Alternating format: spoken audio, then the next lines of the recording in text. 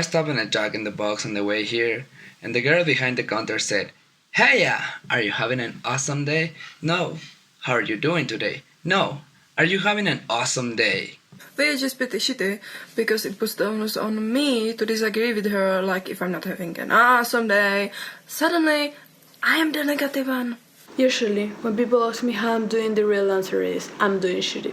But I can't say I'm doing shitty because I don't even have a good reason to be doing shitty. So if I say, I'm doing shitty, then they say, why? What's wrong? And I have to be like, I don't know, all of it.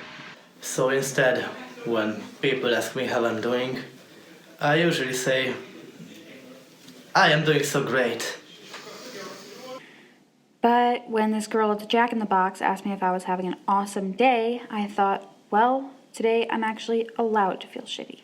Today I have a good reason, so I said to her, well, my mom died, and she immediately burst into tears.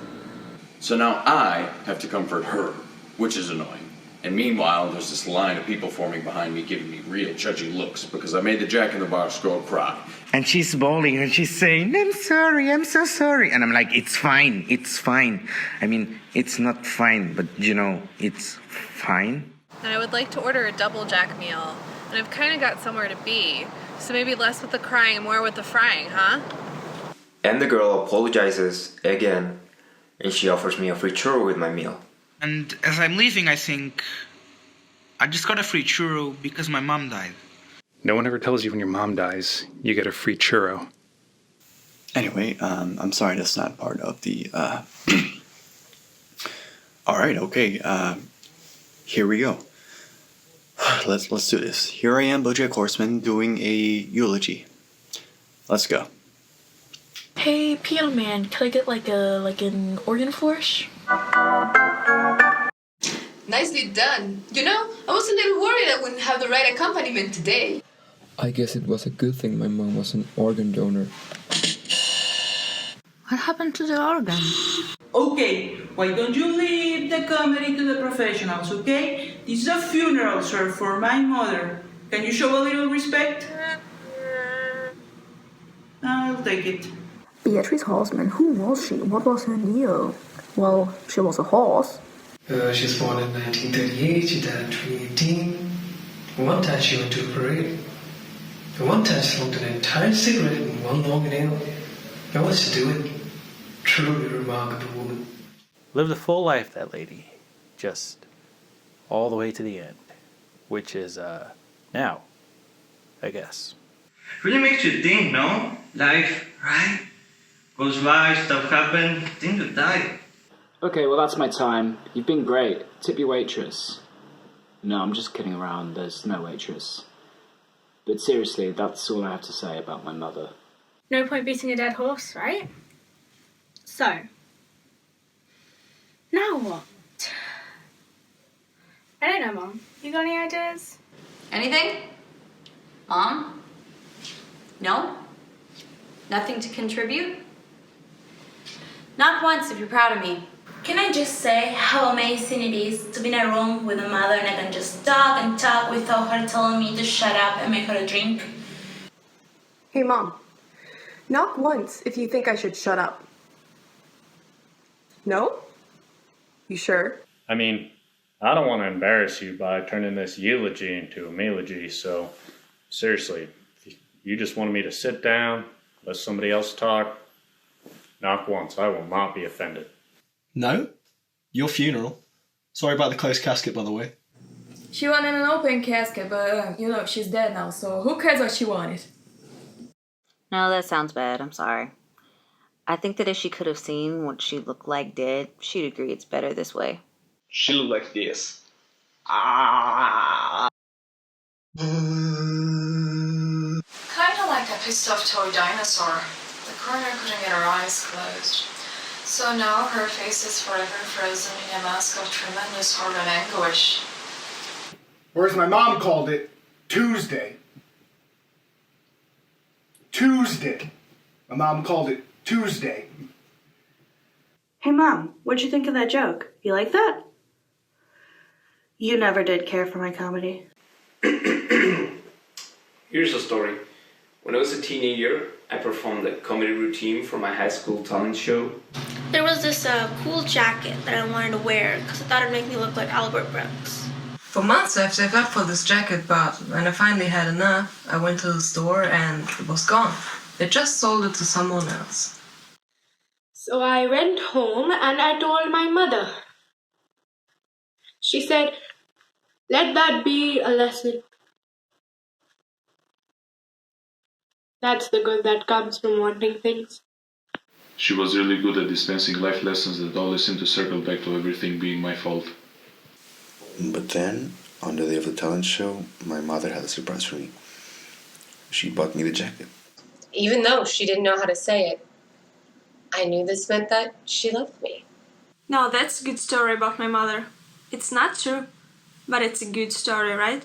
I stole it from an episode of Maude I saw when I was a kid, where she talks about her father. Now, I remember when I saw it thinking, that is the kind of story I want to tell about my parents when they die. But I don't have any stories like that. All I know about being good, I learned from TV. And in TV, flawed characters are constantly showing people they care with these surprising grand gestures. And I think that part of me still believes that's what love is. But in real life, the big gesture isn't enough. You need to be consistent. You need to be dependably good. You can't just screw everything up and then take a boat out into the ocean to save your best friend or solve a mystery and fly to Kansas. You need to do it every day, which is so hard. When you're a kid, you convince yourself that maybe the grand gesture could be enough. That even though your parents aren't what you need them to be over and over and over again, at any moment they might surprise you with something wonderful. I keep waiting for that. The proof that even though my mother was a hard woman, deep down she loved me and cared about me and wanted me to know that I made her life a little bit brighter. Even now, I find myself waiting. Hey, Mom. Knock once if you love me and care about me and want me to know that I made your life a little bit brighter. My mother did not go gentle into that good night. She went clawing and fighting and thrashing, hence the face. If you'd seen her, I swear to God, the only thing you'll be thinking about right now is that I am nailing this impression. I was in the hospital with her in those last moments, and they were truly horrifying, full of nonsensical screams and cries. But there was this moment, this one instant of strange calm, where she looked in my direction and said, "I see you." That's the last thing she said to me. I see you. Not a statement of judgment or disappointment. Just acceptance and the simple recognition of another person in a room. Hello there. You are a person, and I see you. Let me tell you, it's a weird thing at 54 years old to feel like for the first time in your life, your mother sees you. It's an odd realization that that's the thing that you've been missing. The only thing that you wanted all along, to be seen. And it doesn't feel like a relief to finally be seen. It feels mean, like, oh, it turns out that you knew what I wanted, and you waited to the very last moment to give it to me. I was prepared for more cruelty. I was sure that she would get in one final zinger about how I let her down and about how I was fat and stupid and too tall to be an effective Lindy Hopper. How I was needy, Hannah burden, and embarrassment. All that I was ready for. I was not ready for. I see you. Only my mother would be lousy enough to swipe me with a moment of connection on her way out. But maybe I'm giving her too much credit. Maybe it wasn't about connection. Maybe it was, Maybe it was an I see you, like, I see you. Like, you might have the rest of the world fooled, but I know exactly who you are. That's why my mom's speed. Or maybe she just literally meant, I see you. You're an object that has entered my field of vision. She was pretty out of it at the end. So maybe it's dumb to try to attribute it to anything. Back in the 90s, I was in a very famous TV show called Horsing Around. Please hold your applause. And I remember one time a fan asked me, Hey, you know that episode when the horse has to give it a pep talk after Ethan finds out that his crush only has came to the dance because her friends are having a dorkiest date contest? In all the shots of the horse, you can see a paper coffee cup on a kitchen counter. But in the shots of Ethan, the coffee cup's missing. Was that because the show was making a statement about the fluctuant subjectivity of memory and how even two people can experience the same moment in entirely different ways? I didn't have the heart to be like, no, man, some crew guy just left their coffee cup in the shot. So instead I was like, yeah. And maybe this is like that coffee cup. Maybe we're dumb to try to pin significance onto every little thing. Maybe when someone says, I see you, it just means, I see you.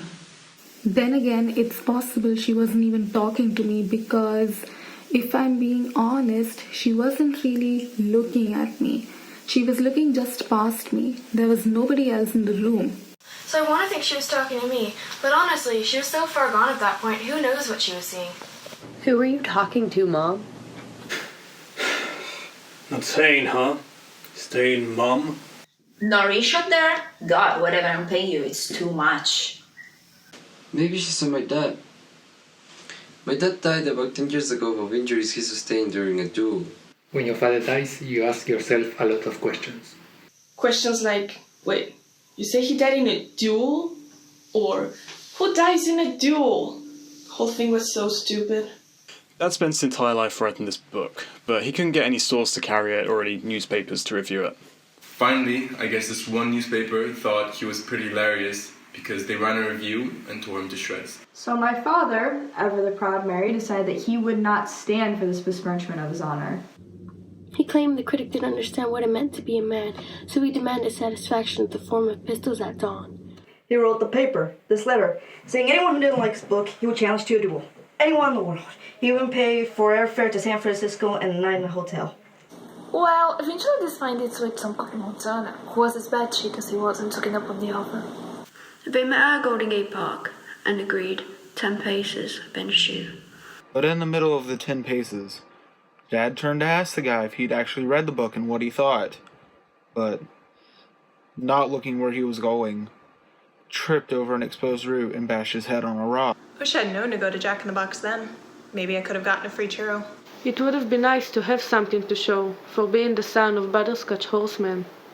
My darling mother gave the eulogy. My entire life I never heard her say a kind of word to her about my father. But at his funeral she said, my husband's dead and everything is worse now. My husband is dead and everything is worse now. I don't know why she said that. Maybe she felt like that's the kind of thing you're supposed to say at a funeral. Maybe she hoped one day someone would say that about her. My mother is dead and everything is worse now. Or maybe she knew that he had frittered away all her inheritance and replaced it with a crippling debt, which is a pretty shitty thing to leave your widow with. Bad news, you lost her husband, but don't worry, you also lost the house. Maybe Mom knew she would have to sell all of her fancy jewelry and move into a home. Maybe that's what she meant by everything is worse now. Is that what you meant, Mom? I gotta say, I'm really carrying this double act. At least with Penn and Teller, the quiet one does card tricks.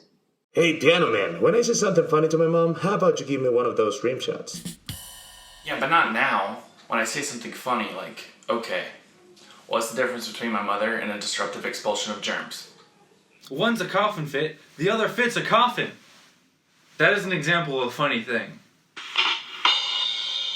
Thank you. Now again. Hey Mom, what's the difference between my mother and a bunch of Easter eggs? One gets carried in a basket, the other gets buried in a casket. Ready for one more? Last one. What's the difference between a 30-year late mayor and my mother, BoJack Horseman? One is decently red, and the other's a huge bitch. Yeah, I might have went a little too far with that one. That one might have been a little too, my mom's a huge bitch for the room. I'm sorry, Mother. You're not a huge bitch. You were a huge bitch. And now you're dead. You know, the first time that I've ever performed in front of an audience, it actually was with my mom.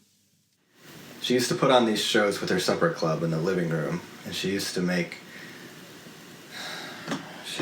me sing the Lollipop song.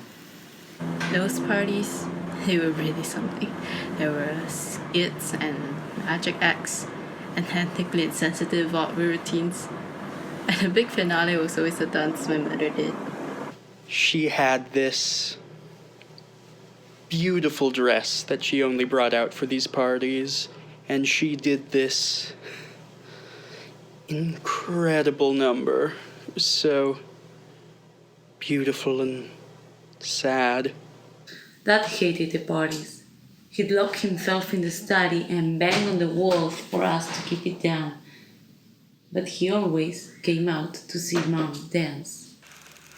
He'd linger in the doorway, scotch in hand, as he watched in awe as this cynical, despicable woman that he married took flight. And as a child who was completely terrified of both of my parents, I was always aware that this moment of grace, it meant something. We understood each other, in a way. Me and my mum and my dad, as screwed up as we all were, we did understand each other. My mother, she knew what it's like to feel your entire life like you're drowning. With the exception of these moments, these very rare, brief instances in which you suddenly remember you can swim.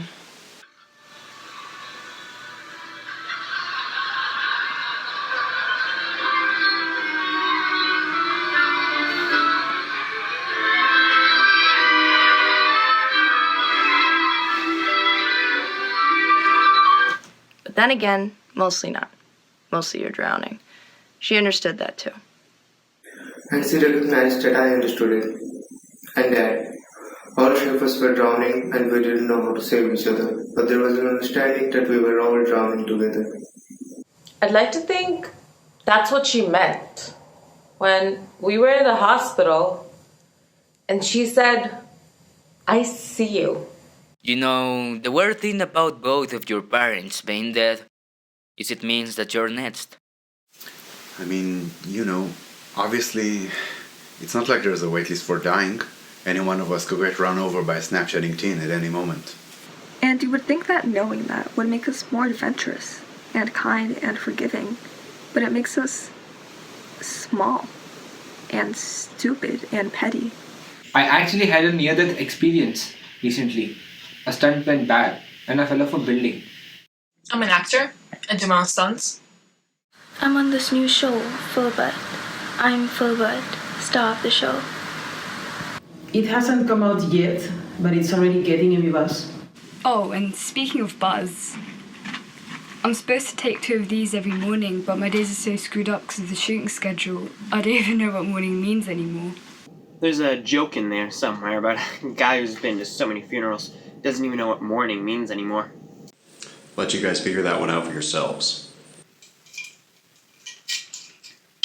Anyway, you know what I thought when I was falling off the building and I went into panic mode? The last thing that my stupid brain could come up with before I died. Won't they be sorry? Cool thought, brain. No, that wasn't. Will you just dial it back, alright? I don't even know what day I wanted to be sorry. My mom, even before she died, could barely remember who I was. And of course, my dad's death. Last conversation I ever had with him was about his novel. He was so certain this book was his legacy. Maybe he thought it would vindicate him for all the shitty things he ever did in his stupid, worthless life. Maybe it did. I don't know. I never read it. Because why would I give him that? I used to be on this TV show called Horsing Around. Seriously though, hold your applause. Well out. It was written by my friend named Herb Gazaz, who's also dead now. And it starred this little girl named Sarah Lynn. And it was about these orphans. And early on, the network had a note. Maybe don't mention they're orphans so much because audiences tend to find orphans sad and not relatable. But I never thought the orphans were sad. I always thought they were lucky. Because they could imagine their parents to be anything they wanted. They had something to long for. Anyway, we did this one season finale, where Olivia's birth mother comes to town. And she was a junkie, but she's gotten herself cleaned up and she wants to be Olivia's life again.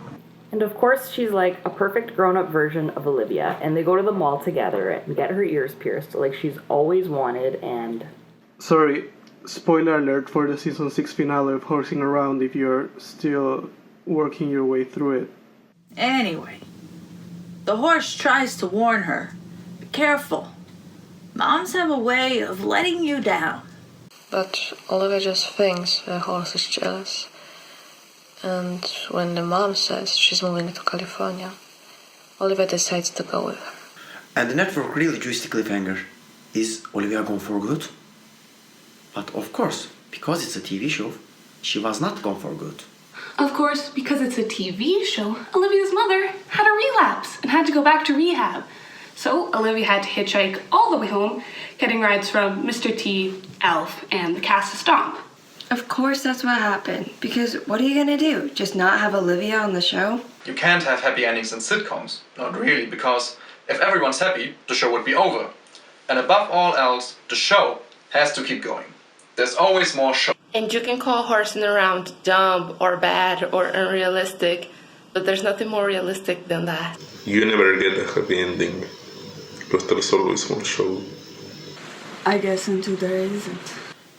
My mom would hate it if she knew that I spent so much time at her funeral talking about my old TV show. Or maybe she would think it was funny that her idiot son couldn't even do this right. Who knows? She left no instruction for what she wanted me to say. All I know is that she wanted an open casket, and her idiot son couldn't even do that right.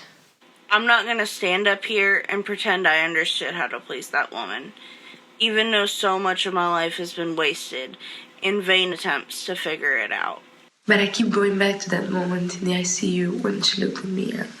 I see you. I see you. Jesus Christ. We were in the intensive care unit. She was just reading a sign. My mom died, and all I got was this free churro. You know the shittiest thing about all of this? Is when that stranger behind the counter gave me that free churro. That small acts of kindness show more compassion than my mother gave me her entire goddamn life. Like, how hard is it to do something nice for a person? This woman at the Jack in the Box didn't even know me. I'm your son. All I had was you. I have this friend, and right around when I first met her, her dad died.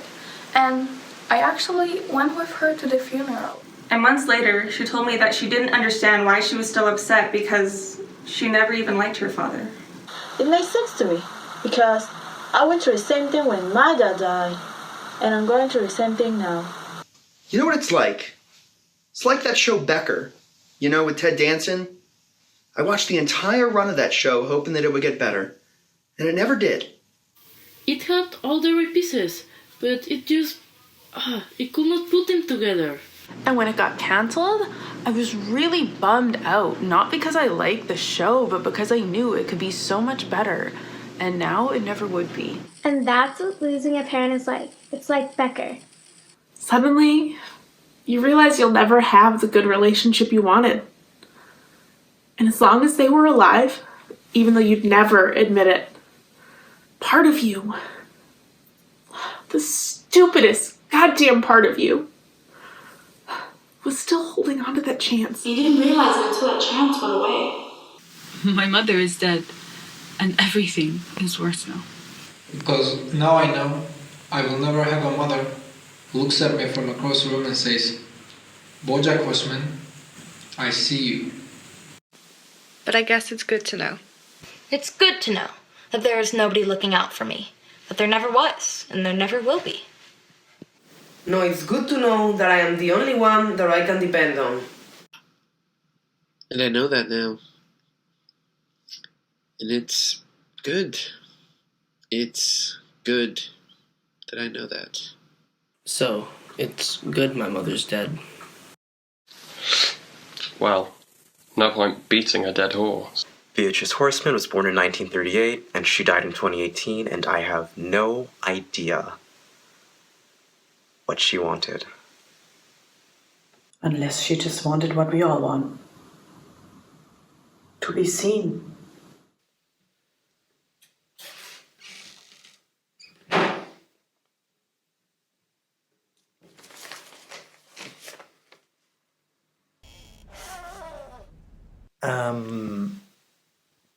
Is this funeral parlor B?